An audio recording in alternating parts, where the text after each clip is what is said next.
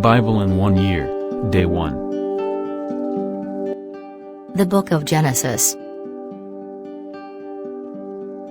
Chapter 1. In the beginning God created the heavens and the earth. Now the earth was formless and empty. Darkness was over the surface of the deep, and the Spirit of God was hovering over the waters. And God said, "Let there be light." And there was light. God saw that the light was good, and he separated the light from the darkness. God called the light day, and the darkness he called night. And there was evening, and there was morning, the first day.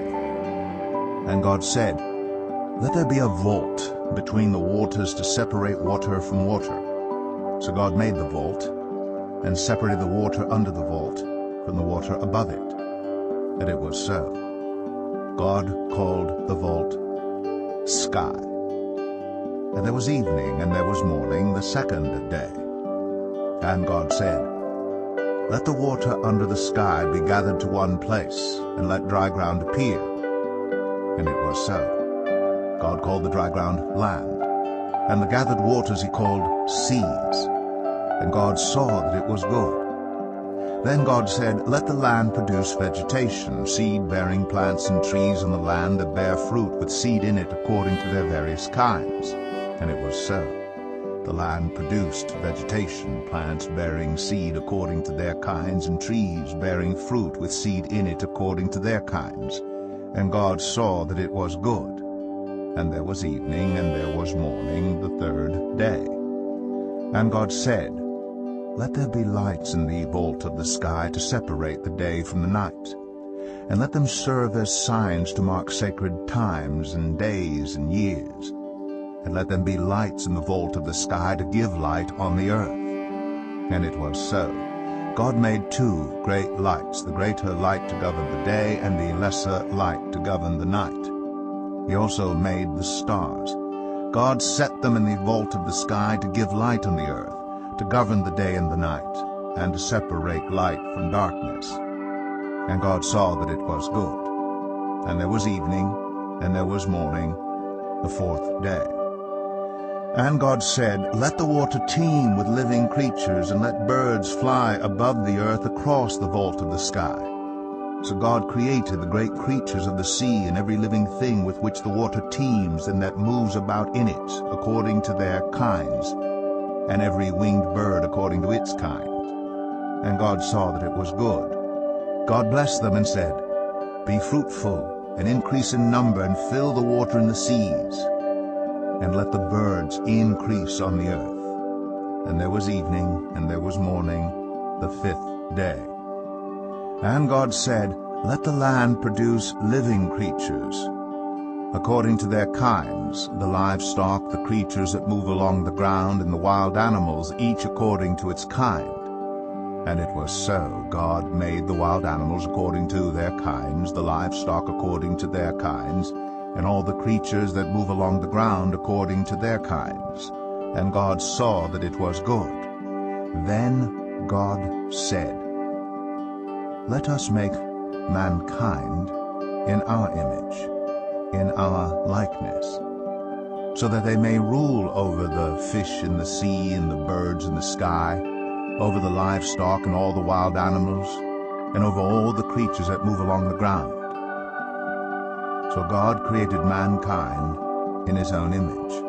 In the image of God he created them. Male and female he created them. God blessed them and said to them, "Be fruitful and increase in number, fill the earth and subdue it, rule over the fish in the sea and the birds in the sky, and over every living creature that moves on the ground." Then God said, "I give you every seed-bearing plant on the face of the whole earth, and every tree that has fruit with seed in it. They will be yours for food. And to all the beasts of the earth, and all the birds in the sky, and all the creatures that move along the ground, everything that has the breath of life in it, I give every green plant for food." And it was so. God saw all that he had made, and it was very good. And there was evening, and there was morning, the sixth day. Genesis 2. Thus the heavens and the earth were completed in all their vast array. By the seventh day God had finished the work he had been doing. So on the seventh day he rested from all his work. Then God blessed the seventh day and made it holy, because on it he rested from all the work of creating that he had done. This is the account of the heavens and the earth when they were created, when the Lord God made the earth and the heavens. Now no shrub had yet appeared on the earth, and no plant had yet sprung up, for the Lord God had not sent rain on the earth, and there was no one to work the ground. But streams came up from the earth and watered the whole surface of the ground. Then the Lord God formed a man from the dust of the ground, and breathed into his nostrils the breath of life, and the man became a living being. Now the Lord God had planted a garden in the east, in Eden, and there he put the man he had formed. The Lord God made all kinds of trees grow out of the ground, trees that were pleasing to the eye and good for food. In the middle of the garden were the tree of life, and the tree of the knowledge of good and evil. A river watering the garden flowed from Eden. From there it was separated into 4 headwaters. The name of the first is the Pishon. It winds through the entire land of Havilah, where there is gold. The gold of that land is good. Aromatic resin and onyx are also there. The name of the second river is the Gihon. It winds through the entire land of Cush. The name of the third river is the Tigris. It runs along the east side of Asher. And the fourth river is the Euphrates. The Lord God took the man and put him in the Garden of Eden to work it and take care of it. And the Lord God commanded the man, "You are free to eat from any tree in the garden, but you must not eat from the tree of the knowledge of good and evil. For when you eat from it, you will certainly die."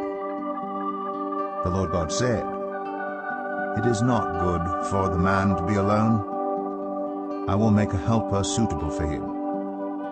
Now the Lord God had formed out of the ground all the wild animals and all the birds in the sky. He brought them to the man to see what he would name them. And whatever the man called each living creature, that was its name. So the man gave names to all the livestock, the birds in the sky, and all the wild animals. But for Adam no suitable helper was found. So the Lord God caused the man to fall into a deep sleep, and while he was sleeping he took one of the man's ribs and then closed up the place with flesh. Then the Lord God made a woman from the rib he had taken out of the man, and he brought her to the man. The man said, "This is now bone of my bones and flesh of my flesh. She shall be called woman, for she was taken out of man." That is why a man leaves his father and mother and is united to his wife, and they become one flesh. Adam and his wife were both naked, and they felt no shame. Genesis 3. Now the serpent was more crafty than any of the wild animals the Lord God had made.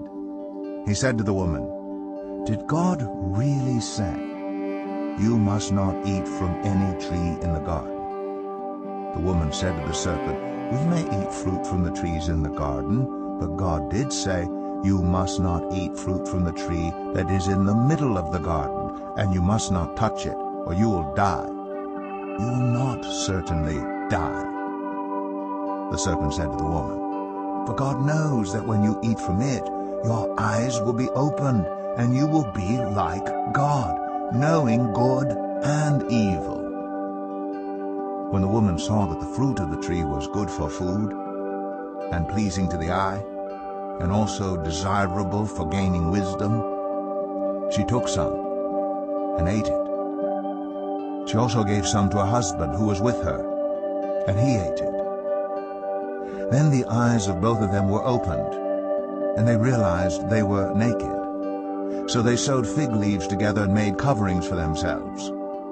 Then the man and his wife heard the sound of the Lord God as he was walking in the garden in the cool of the day, and they hid from the Lord God among the trees of the garden. But the Lord God called to the man, "Where are you?" He answered, "I heard you in the garden, and I was afraid because I was naked, so I hid." And he said, "Who told you that you were naked? Have you eaten from the tree that I commanded you not to eat from?" The man said, "The woman you put here with me, she gave me some fruit from the tree, and I ate it." Then the Lord God said to the woman, "What is this you have done?" The woman said, "The serpent deceived me, and I ate." So the Lord God said to the serpent, "Because you have done this, cursed are you above all livestock and all wild animals. You will crawl on your belly, and you will eat dust all the days of your life. And I will put enmity between you and the woman, and between your offspring and hers. He will crush your head, and you will strike his heel."